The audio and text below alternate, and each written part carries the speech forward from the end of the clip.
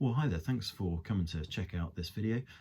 I've said that I would recommend a few books that you might be interested to read if you wanted to look more into the evidence, particularly for Jesus' resurrection, but also for the New Testament documents for Christianity more generally. There may also be loads of other questions you've got, science, other religions, suffering, the big questions like that. Some of these books touch on those issues a little, but there are other more focused books on those topics, and I might do another video later recommending some of those. But for now, for no particular reason, I've ordered these in date order. So this one came out in 1998, and I read this at university, found it very helpful as I was deciding whether or not I thought Christianity was true, whether I was going to let it be a part of my life. Lee was a legal journalist. His wife became a Christian, and he thought, my wife's gone mad. I'll look into this and quickly prove that it's all a load of rubbish. Of course, he ended up writing this book, so he actually himself became convinced on the basis of the evidence that Christianity is true. It's a great introduction to lots of the issues. Lee Strobel, Case for Christ. The next one, Tim Keller, The Reason for God. Tim is a pastor in New York, always dealing with skeptical people, answering their questions, discussing with them, as well as preaching in his church. Fantastic. He's a great reader of the latest philosophy and scholarship, and engaging with culture, the cultural issues of our day, and summarising what he reads at a high level for mere mortals like the rest of us. And this is quite a good, a bit more of a generalist book. So he begins with 7 objections to Christianity that people have, and then he goes to his reasons for believing in Christianity in particular. So begins with objections more just to belief in God per se. So there can't be just one true religion. How could a good God allow suffering? Christianity is a straitjacket. The church is responsible for so much injustice. How can a loving God send people to hell? Science has disproved Christianity. You can't take the Bible literally.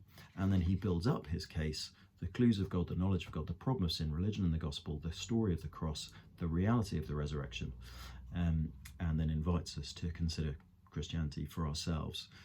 So as I say, really accessible, really sort of engaging with the issues, and 2008 is when that one came out. This is the shortest of the books here, which may be a draw for you, or you might think it a negative. Very, what is it? Less than 100 pages. Sort of fairly big writing. But what is wonderful about this book, Can I Really Trust the Bible by Barry Cooper, is just how concise it is. I've read a bunch of books on evidence for the Bible, evidence for the New Testament, and Barry just manages to get so much into this book, covers all the main bases. So if your question particularly is, can I trust the Bible, this is a great first book to read on that, to give you a survey of the issues. And then he includes a number of recommendations for where you can do deeper reading if you so choose, and 2014 is when that one came out. Now the last 2 books are by guys who are very much specialists in the field that they're writing in. So Can We Trust the Gospels by Peter Williams, and Is Jesus History by John Dickson. John Dickson is a historian, and Peter Williams is, again, just one of those guys who's on another level intellectually. I think I once heard he sets himself the challenge each year to learn a new ancient language, and he is just one of the world's leading experts on ancient languages. So Is Jesus History? I'll just read from the back of this one. What can we really know for sure about the past? Can anything from ancient history be regarded as fact? In particular, how seriously can we take the historical sources for the life, death and resurrection of Jesus of Nazareth? Did he really even live in 1st century Galilee and Judea, or is he merely a figure of legend? So yeah, Dr. John Dickson, Is Jesus History? A survey of what is history, how do we look into these kind of things, and of course concluding that there is good evidence for the Jesus that we have recorded in the Gospels.